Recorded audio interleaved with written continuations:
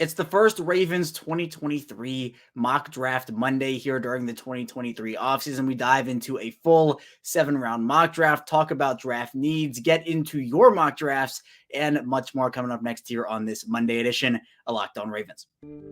You are Locked On Ravens, your daily Baltimore Ravens podcast, part of the Locked On Podcast Network, your team every day.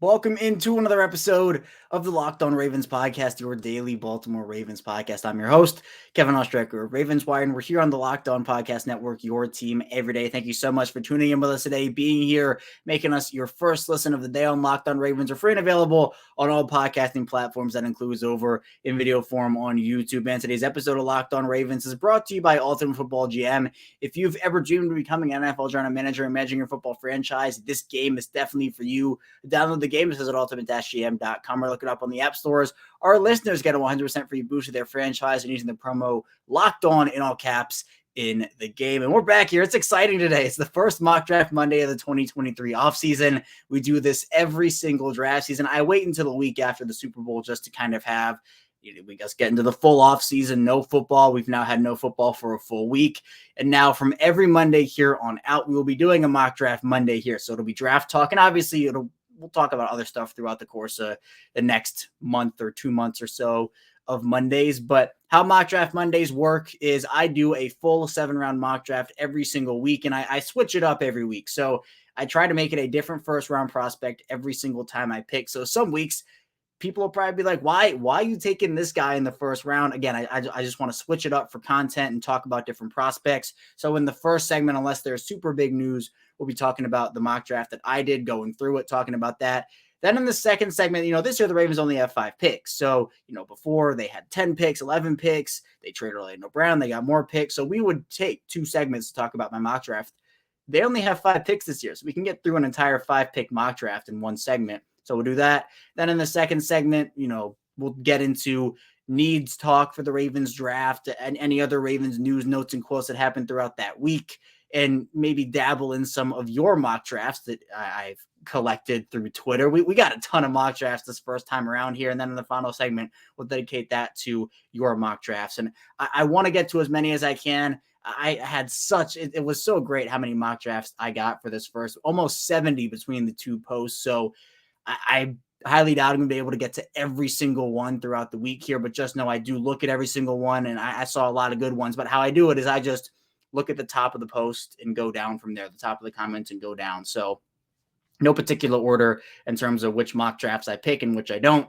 It's just the top comment down the list. It's just how I do it. So I'm not like favoring any one person over the other or one draft over the other. It's just literally what I see first. So it's exciting. We'll talk a lot of draft, a lot of prospects. The Ravens obviously 5 draft picks. So we'll get into my mock draft first here. Before we do that though, if you're here with us in video form on YouTube, be sure to like the video, subscribe to the channel. We're 5 days a week here on Locked On Ravens, Ravens news, analysis, updates, and so much more here. Like and subscribe on YouTube and in audio form, anywhere you get your podcasts. Be sure to follow along whether you're on your way to work or from work. It's the same show, both audio and video. So if you want to do YouTube 2 days a week and Apple Podcasts 3 days or Spotify 3 days, you can do that. We have all the content here for you on Locked On Ravens. So let's now first talk about my mock draft. And I started this one with a bang. I think I did pretty well my first mock draft here. First up, 22 overall. That's the Ravens' first pick. I picked Ohio State wide receiver Jackson Smith-Njigba. And now this is a very popular pick for people if he falls. Now, I don't think he falls. I think he's going to probably go in the late teens, mid-teens. I don't think he falls to 22, but I think this would be a dream scenario for a lot of people if Smith-Njigba fell here to 22. Now, his college journey is a bit interesting. He did not play a lot in 2022. He battled a lot of injuries. Only played in 3 games. It was rough for Smith-Njigba, but he burst onto the scene in 2021, had 1,606 yards And that was a Big Ten receiving record. Now, what makes him so appealing? He's a great route runner, can separate really, really well. His footwork is great. He's able to control his body really well, especially in contested catch situations. He can make adjustments. His open field awareness is really, really good. And he's also a very smart football player. He knows how to work into open spots in the field, get open for his quarterback. That's something I think that if Lamar Jackson stays, or even if he doesn't, whoever's quarterback in Baltimore in 2023, it's a huge, huge skill to have. He can work at all three levels of the field, short, intermediate, deep. He can be a threat in all three of those areas. But with Smith-Njigba, he's not going to take the top off of defense. He's not your speedster 4-3 guy that's going to blow the doors off.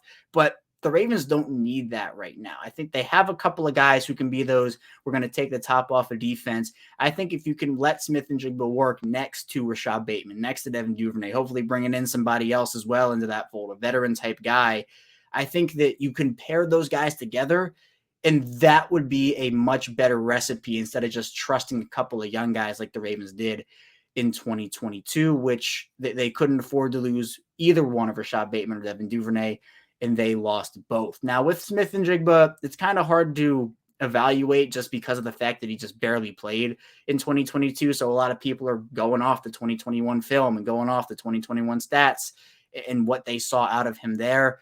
But he does have, I think, what it takes to become a very productive NFL receiver, a very star-like player, but you just don't have the recency of some of these other guys who turned it on during the 2022 season that maybe are going to get picked a little bit ahead of Jackson Smith-Njigba. So I'm all on board for Jackson Smith-Njigba at 22. If that is a selection, I think he pairs very well with what the Ravens want to do on offense. Then the Ravens obviously don't have a second round pick, so we move over to the third round. We had to wait a while, but I got Clark Phillips III, the Utah corner, at number 86 in the third round. Now, is it realistic Clark Phillips falls to 86?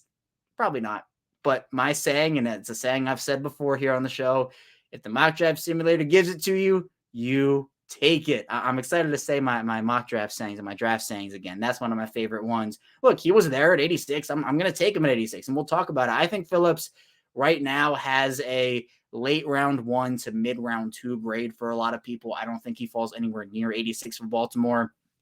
He ended up, he played in all 31 games, or he started in all 31 games he played in his career. He had 9 interceptions. He had 4 of those actually were touchdowns. So he had 4 touchdowns on interceptions. He was a Pac-12 Defensive Player of the Year in 2022. Now for Phillips, he's quick, he's twitchy, super explosive as well. Very athletic corner, very good movement skill. So he moves well with a lot of receivers. And I think for the Ravens, they need someone like Clark Phillips, who is very fluid in his movements. He can work very well across the middle of the field, and he's disruptive. He's able to time out. His timing is very good, so disruptive catching for receivers at the catch point. The receivers don't catch the ball because he's very disruptive at the actual catch point of the ball, swatting the ball away, getting there right on time, not too early, not too late, getting there right on time. So he also has a lot of his time was spent on the outside, but he does have slot experience. So do with that what you will. I think that for what the Ravens need right now,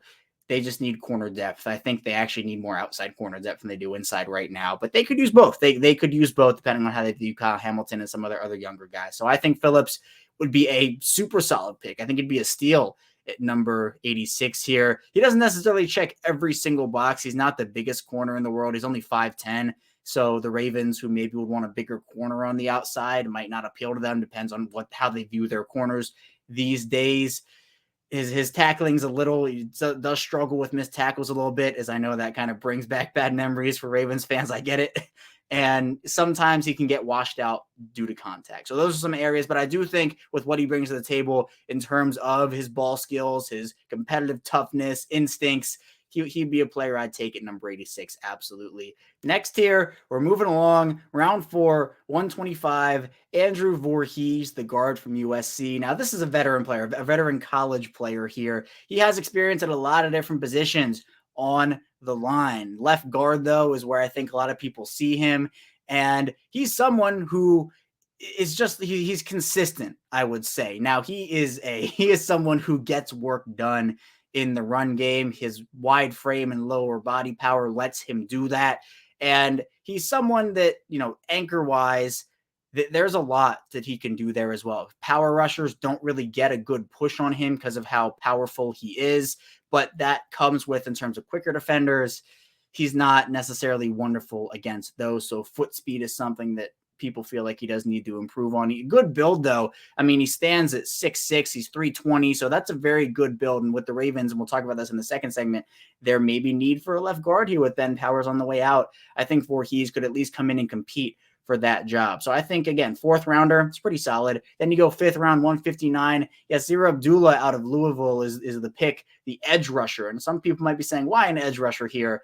I don't think Abdullah anywhere near here. He would be a steal in the fifth round. Now, he is somebody who had 10 sacks 2 years ago, and then this past season had 10 sacks. So followed up, or 9.5. So this following up really good 2 seasons for Yasir Abdullah with the 10 sacks first in 2021, the 9.5 in 2022. Super instinctual, just knows how to get to the quarterback and can shoot gaps very well. You can see him kind of shoot interior gaps. He also has dropped back into coverage. He's a very versatile player. Now, his size also a bit of a concern here for some. He's 6'1", 235, so I'm sure the Ravens maybe want him to put on some weight and put on some muscle, but he is someone who, again, you see the production in college, has very good closing speed, very good athlete, and I think can be a very versatile piece in that defense. So that's a pick that I was very happy with there. And finally, we move on to the sixth round, number 200, Cameron Young, the interior defensive lineman out of Mississippi State. Now, this is a 2-down player. Cameron Young's not very explosive, but has the opportunity to play the nose and be a force in the run game, where you see him on pass rushing snaps, and he hasn't shown a lot. 6'3", 310, someone who, look, with the defensive line, you're getting Calais Campbell back, hopefully for the Ravens. Also, Brent Urban re-signed. You have a couple of guys there in Broderick Washington and Justin Madubuike who are coming up on the final years of their deal. So maybe the Ravens want to just stock some young depth. The Ravens like taking defensive linemen in the draft.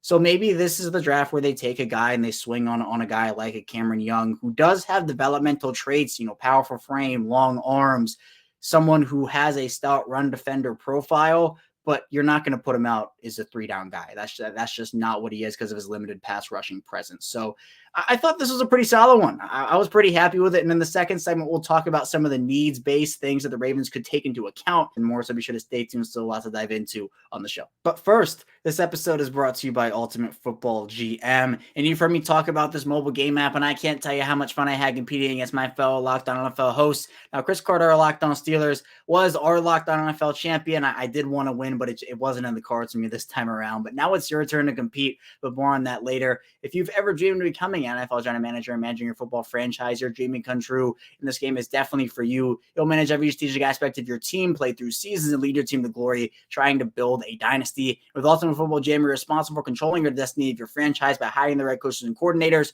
trading players, navigating your franchise through free agency and the draft, and all the ups and downs of a season. And there are a ton of interactive things you can do on Ultimate Football GM. It really makes the game immersive and feels like you have control over creating your dynasty. You can compete with your friends and your family. All this in a challenging and realistic game world. Ultimate Football GM is completely free and playable offline. Play on the go as you want and when you want to. We've created Locked On leagues for you to compete against Locked On fans all over the world. Can you be the ultimate Locked On Football GM? Choose a Locked On league in the app to join. Can you create a football dynasty? Locked On Ravens listeners get a 100% free boost to their franchise using the promo code Locked On in all caps in the game store. That's Locked On in all caps, and make sure to check it out today. Download the games at ultimate-gm.com or look it up on the app stores at ultimate-gm.com. Ultimate Football GM, start your dynasty today. We are back here, our second segment of Locked On Ravens. Kevin Oestreicher still here with you on this Monday, our first mock draft Monday of the 2023 offseason.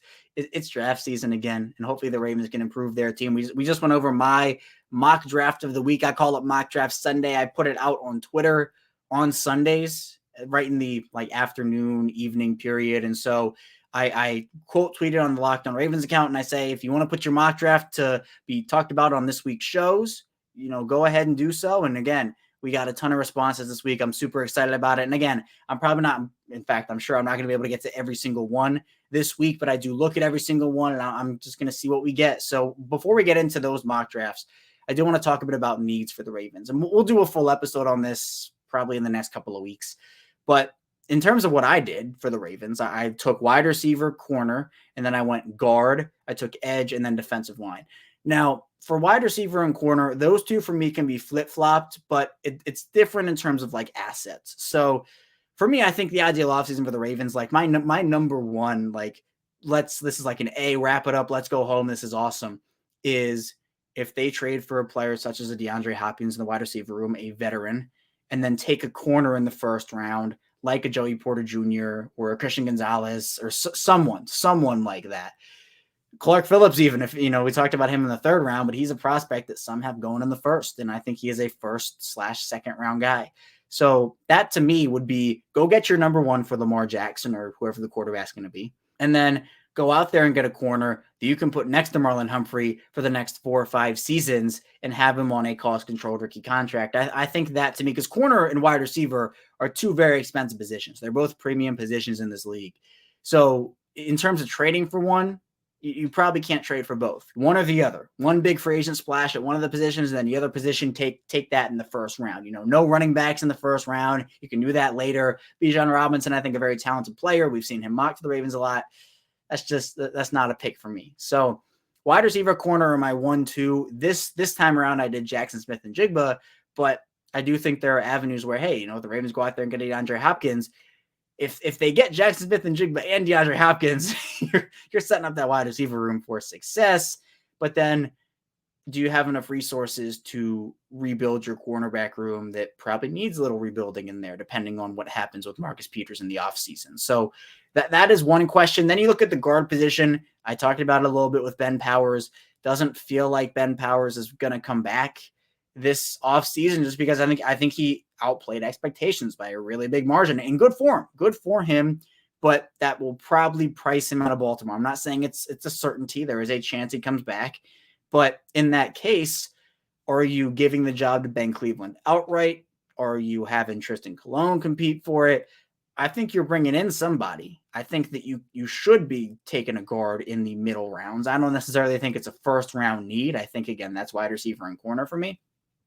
But a definite, 4th, 5th round need. Like I think that's where you go with one of those picks. And maybe instead they bring a veteran in. I don't know how they do it, but I think a guy like Andrew Voorhees would be a solid, because he's someone who could compete with Ben Cleveland now. Like you could have him on that timeline to compete with him now. And if Cleveland isn't the answer, you have someone else who you feel pretty confident in that can go in, you can plug and play, and you can start games really, really well for you. So that's where I had that mindset. Then with Yasir Abdullah, the edge position is interesting. Now you have Odafe Owe going into his 3rd season, David Ojabo going into his 2nd year. You have those two talented guys. Plus you can't forget about Tyus Bowser. Now, after those 3, you have some question marks. I think the Ravens, their approach should be 1 veteran and 1 draft pick. I think Yasir Abdullah is a great draft pick for them. Again, someone who is versatile, can even step in and play a little bit early on. But let's say they bring back Justin Houston. Like that, I would be super on board for that. I think they should do that. So Justin Houston, Odafe Owe, Tyus Bowser, David Ojabo, and Yasir Abdullah. It's a pretty solid 5, and I think you only need 5. I don't think you need 6. I think 4 is a little too little. So I think 5 is your sweet spot with edge rushers, and plus the versatility some of those guys give you. Now, I'd feel good about that room if that's the route that they took, but I do think it should be 1 veteran and 1 draft pick at that position, or maybe it's an undrafted guy that makes the roster and it's not a draft pick. And then defensive line, I talked about that need a little bit just because you do have Justin Madubuike and Broderick Washington both coming up on contract years. Michael Pierce coming back from an injury. It wouldn't be a now pick. Like if the Ravens took a defensive lineman, unless it was one of the top options, like super tip-top options in the draft, it wouldn't be a now pick because you have Travis Jones. You have, hopefully, Calais Campbell coming back. You have Brent Urban coming back. You're already 6 deep on the defensive line right now. So a Cameron Young, for example, would be a pure project stash guy. But do they even have enough room? Do you keep 7 defensive linemen on this roster? That it's a tough sell for me. So the Cameron Young pick was kind of with that whole thing in mind. But at the end of the day, other needs you could look at, maybe a running back in the later rounds, like a 5th, 6th round running back. I know Tyler Beatty didn't work out too well in Baltimore. The Mike Davises, the Kenyon Drakes, those guys. Justice Hill worked out really well. Like that worked out great. But we'll see what happens with him. and we'll figure that whole situation out. They don't, well, depending on Lamar Jackson, they don't need a quarterback, but Lamar's on the team right now, so I'm saying they don't. And again, these drafts, just as a disclaimer, the drafts that I do for Mock Draft Sundays, they are with the current roster in mind. So Lamar's on the roster right now. That is the roster I'm doing the mock draft for. If Lamar gets traded, then I'll do the mock drafts where Lamar gets traded. But for now, I'm not going to do that. We'll do a couple later down the line where I'll trade up, I'll trade down. So, it's very cool. I love doing these mock drafts. But for needs-wise, wide receiver, corner are like my top two. Then you look at the guard. You look at potentially the edge situation. I mean, they don't need a tight end. Every team can use tackle depth. Maybe they go there. Maybe they go center depth. Defensive line, we talked about that a little bit. Inside linebacker, depending on what happens with Patrick Queen. Safety, maybe depending on what happens with Chuck Clark. But I think wide receiver and corner are the two they should really be focusing on here moving forward. But coming up, we'll get into your mock drafts. We'll be talking about mock drafts submitted to the show. We'll read through them, we'll analyze them, and we'll do more. So be sure to stay tuned. Still lots to dive into on the show. We're back here, our final segment of Locked On Ravens. Kevin Ostreicher still talking with you here on this Mock Draft Monday. And now we're going to dive right in to the mock drafts that you submitted to our show here. And it's exciting. I'm excited to see some familiar faces back in the comments with these drafts. Of course, excited to see new ones as well. Thank you so much for all the support submitting these mock drafts. Again, almost 70 mock drafts submitted here for this. And I'm not going to be able to get to all of them, so I apologize if yours isn't read out throughout the week here. I'm going to try to get to as many as I can when I have the time, but I'm trying to cook up some Todd Monken content for this week. So we'll see how many I get to, but let's not waste any time. Let's get back into these mock drafts. And first up here, we have a mock draft from Kalen Hutchinson, and there's a familiar face right off the bat. Welcome back, Kalen. And Kalen has the Ravens taking Zay Flowers, the Boston College wide receiver, at pick 22. J.L. Skinner, the Boise State safety, at number 86. Then you have Olusegun Oluwatimi, the center from Michigan, at 125. Julius Brents, corner from Kansas State, at 159. Then D. Winters, the TCU linebacker, at 200. Julius Brents at 159 is a steal. That is a steal and a half. I love that pick. Zay Flowers, too. There are a lot of people who are really in on Zay Flowers, and then some people who are really out on Zay Flowers. I like Zay Flowers. I think Zay Flowers is very good. You have the center pick in the 4th round for center depth. Then you have the safety in the 3rd round. Again, I think that's like, depending on the Ravens, I think do need secondary depth. So I think Skinner's a solid pick, but I think what you have 2 secondary players, a wide receiver, some offensive line depth on linebacker. It's a solid haul. I like this mock draft from Kalen here. Then we have one from Toussaint, who has the Ravens taking Tank Dell, Nathaniel Dell, out of Houston at 31. Now, how they got to 31 was they traded 22 and 159 for 31, 63, and 95. It's a solid trade. I think that, I'm team trade back. I think the Ravens should trade back. That's a solid haul for 22. So Tank Dell at 31, wide receiver from Houston. Jalen Hyatt, wide receiver from Tennessee, at 63 in round 2. Colby Wooden, edge from Auburn, at 86. Jacorian Bennett, corner from Maryland, at 95. Andrew Voorhees, guard from USC, at 125. And Javarius Owens, Houston safety, at 200. Back-to-back wide receivers. So if this were the case, if the Ravens were to take 2 wideouts 1st and 2nd round, maybe they sign like a mid to low tier veteran. I wouldn't see them that's where I'd see them investing big money in a corner or big money somewhere else in free agency. I wouldn't see them investing big money in DeAndre Hopkins and then taking 2 wide receivers. I think the Ravens need to pour assets in the wide receiver. They need to redo their wideout room. I'm not saying they don't need to, but I think it's 2 guys max, 2 high-end guys max. Jalen Hyatt's really good, and so is Tank Dell. So those would be your 2 guys. And then maybe you sign like a DJ Chark or something like that. So you round out that room with a veteran-ish option. But overall, I think, again, you have 2 secondary options, 2 wide receivers, edge, a guard. Pretty solid here. I think it hits on all the needs, but you're taking the secondary depth in the 3rd, in the 6th, and then 2 wideouts with the first 2 picks there. So solid mock draft here from Toussaint. Next, we have Harlan Mumphrey, who says, my no-trade mock, fix the wide receiver room, MP's replacement in CP3. Ibrahim has Ravens written all over him. So Harlan Mumphrey has the Ravens taking Zay Flowers, pick number 22, 1st round. Then Clark Phillips, Utah corner, 86. Trey Palmer, wide receiver, Nebraska, at 125. Antonio Mafi, the guard from UCLA at 159, and Mohamed Ibrahim, the running back from Minnesota at 200. So wide receiver, corner, wide receiver, guard, running back. Okay. I don't hate that at all. I think is the draft. So right now I'm on team one wide receiver just by a little. I think by the end of the process, I'm probably going to be on team 1.5 wide receivers, because the Ravens, if we look at trends, 2019, 2 wide receivers in Marquise Brown and Miles Boykin. 2021, 2 receivers. Well, even, 2022 receivers, Devin Duvernay and James Prochet. 2021, 2 wide receivers, Rashad Bateman and Tylan Wallace. Now, 2022, they took none. So are they back on after 3 years, and then the one off year, are they getting 2 more wide receivers? I don't hate like the 2 wide receivers. If you were with me in 2021, I was not on board with 2 wide receivers unless it was like a amazing pick. I thought Tylan Wallace at the time was that.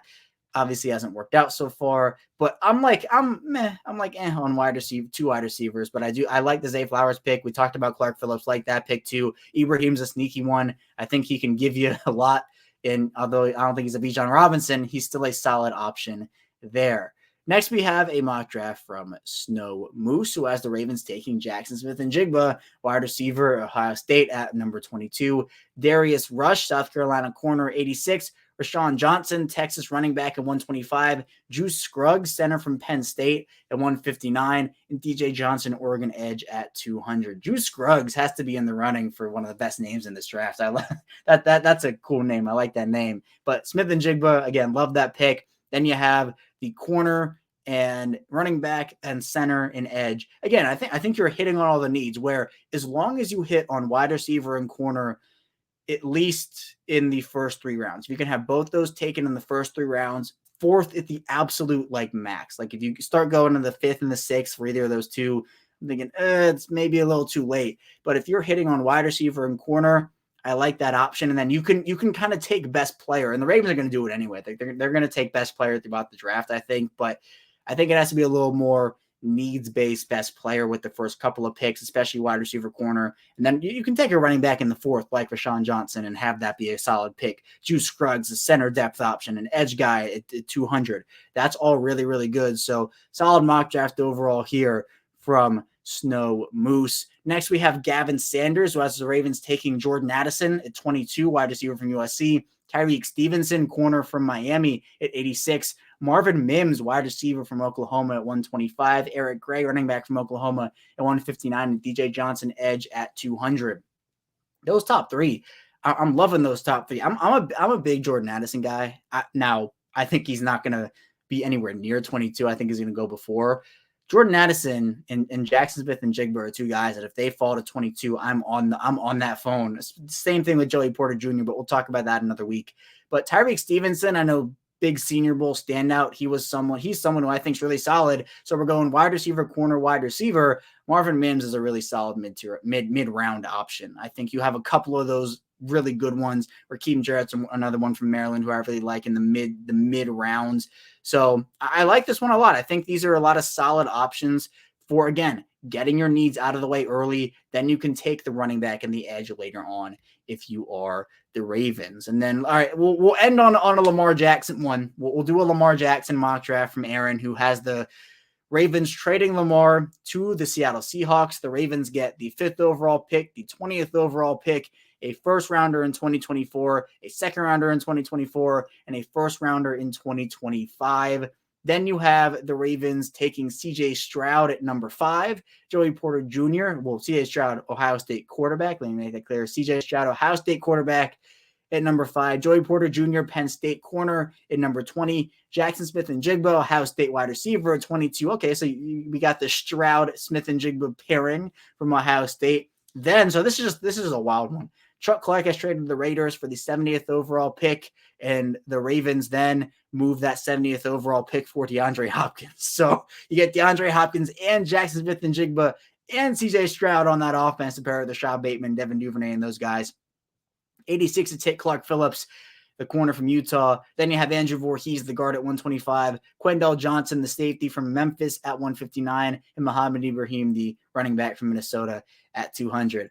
I like this one. I like this one a lot because obviously, like, I am still team extend Lamar Jackson. That's my stance. But you get 4 firsts and a second for Lamar, which I think if you're not getting a player, that's a pretty solid haul, especially if you're getting the 5th overall pick. You can take one of CJ Stroud, Bryce Young, Will Levis, Anthony Richardson if you really want to. So you can have the quarterback of the future taken there. You get Joey Porter Jr., who I think has number 1/2 corner potential. Jackson Smith-Njigba on top of CJ Stroud. You trade for DeAndre Hopkins anyway, just because you can in this situation. Then Clark Phillips. I mean, this is probably one of the better Lamar mock trades I've seen. Chuck Clark, I know there are questions about his future. Same with Patrick Queen. We'll see how that situation plays out. But I like this one. If there was a Lamar trade and this is the draft that came out of it, I'd be on board with this one for sure. But that's all I have for you here today on Locked On Ravens. Thank you so much for tuning in. When we get back here tomorrow, it's more Ravens talk here on the show. So be sure to stay tuned for that. And I'll see you right back here tomorrow.